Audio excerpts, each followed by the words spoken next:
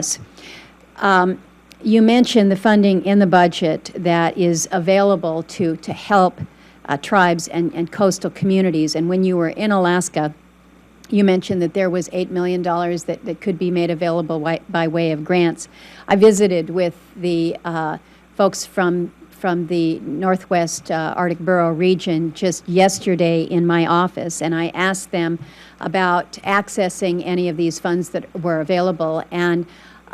they described the offer as almost laughable, that in fact half of this $8 million in grants would not be made available to them, that when you're looking to build an evacuation route or in many cases move a community, the costs that are associated are in the realm of $100 to $120 million for the community of Kivalina. And of course, we know that Kivalina is just one of many. And so they asked me to ask you this morning,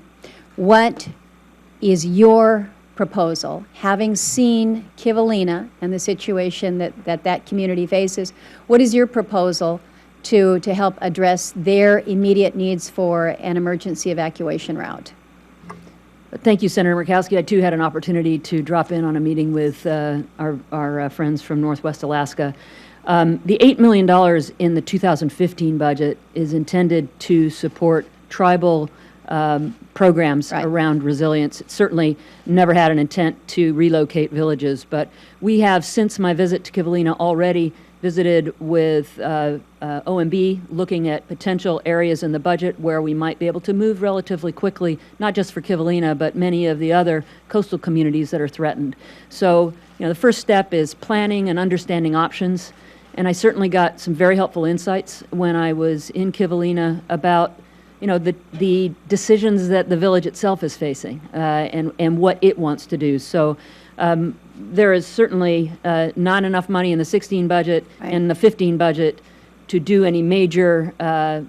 changes. That would require probably subsequent legislation, but I think working alongside the state, understanding what other federal resources we can bring to bear, which we are currently investigating right now, is a good step forward to trying to figure out these very difficult situations that your state faces. Well,